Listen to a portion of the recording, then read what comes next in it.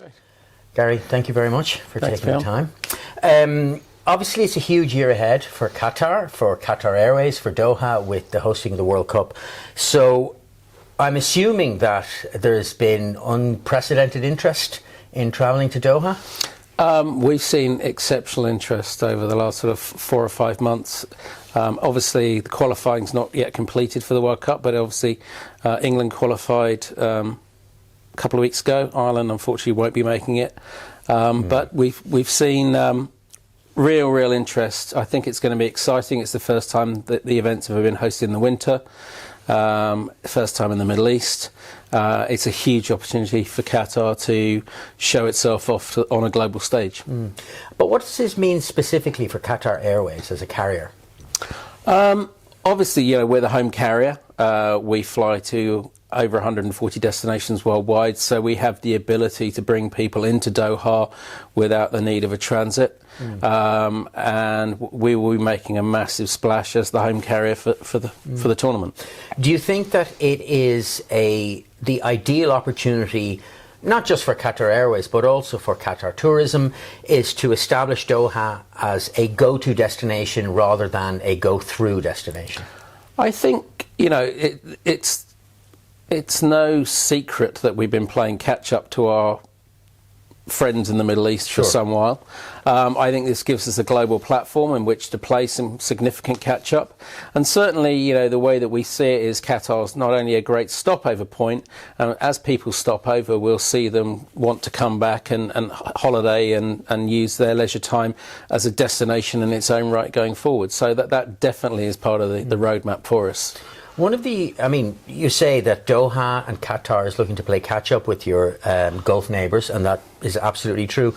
But paradoxically, the pandemic has given Qatar Airways this extraordinary profile as well as the one airline that has really, or one of the few airlines that has really kept going throughout all of the difficulties of the last 20 months. Yes, I totally agree with you. We set our stall out very early as the airline that was going to get people home and take people home and keep flying through the pandemic. And one of the things I'm most proud about of what we've done over the last 20 months is really establish a solid foundation for when travel re-emerges as the new normal, or whatever we want to call that we are in absolutely the right position. We've been loyal to our trade partners throughout. We've been available to talk to them throughout and advise them throughout. So I'm very proud of what we've done, and we've definitely given ourselves a solid platform to emerge. And that solid platform, can you give any specifics about how it might relate specifically in the relationship between the airline and, well, agents, but obviously here in Ireland with Irish agents? I think, people will remember the last 20 months and who has been there for them. In terms of being able to pick up the phone, being able to refund, being able to provide a solution for their customers. Sure. And we've certainly done that throughout the last 20 months. But I think, going forward, I think people will place a greater emphasis on value for money. And I do believe that what we offer at Qatar Airways is an unbelievable value for money from a product perspective. And not only just in the front end, but in the back end in terms of how we support the trade. The other thing as well, and Qatar have been making a huge amount of noise in the last few months. They're not exclusively so, but they have been making a lot of noise in the area of sustainable fuel.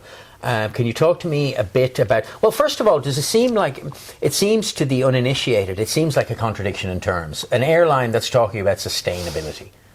I think, airlines need to put their hands up. We never go on the front foot as an industry in general about this, but there aren't too many other industries that have reduced their carbon emissions by 80% in the last 60 years, which aviation has done in general.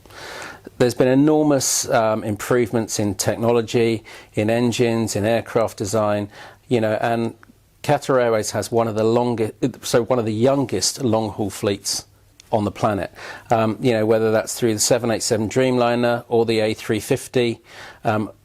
Some of our fuel efficiency has delivered tremendous benefit.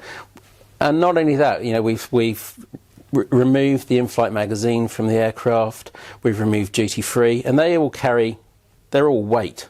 And when you add weight to your aircraft, you add fuel. that you burn on that. So we've taken those off. We've acted responsibly, but we've also ensured that we fly the most fuel efficient fleet on the planet, and we'll continue to do that. And we'll continue to remove single source plastic and do all the appropriate things that we need to do. You mentioned the A350s. There's recently been an issue with Airbus where Qatar was forced to ground its A350 fleet and redeploy some of its A380s. Can you give us an update on where that situation is? Yeah, I think, our Chief Executive Officer, His Excellency Mr. Al-Bakr, has said that he wanted to retire the A380s from 2024. I think in part of COVID that we wanted to accelerate that, but unfortunately we do have 18 A350s on the ground at the moment, and we've needed to bring back the A380 to maintain some of our capacity and some of our frequency. Hopefully that's not a long-term solution, and I don't really want to comment on conversations between ourselves and Airbus, but there is an ongoing debate about where the responsibility lies.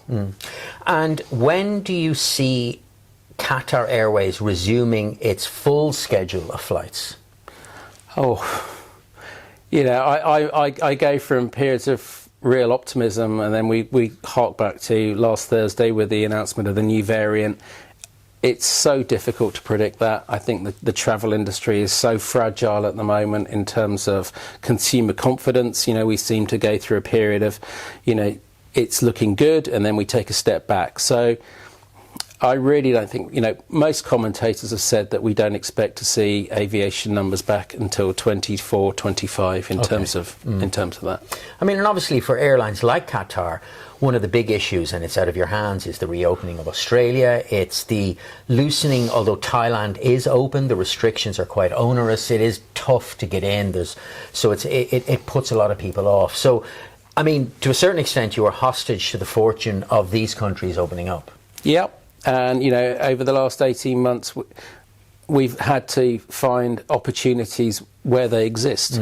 And that means scrambling at very last minute to open up routes, to say to, visiting friends and relatives has been the backbone of what we've done. Repatriation, visiting friends and relatives, and actually key workers moving around the world. So, oil and gas, where people are on rotation, they've been the backbone to our business for the last 18 months.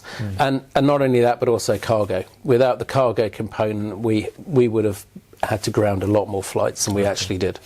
And just finally, in terms of Qatar out of Dublin, just give us when do you think you'll reach the pre-pandemic numbers out of here?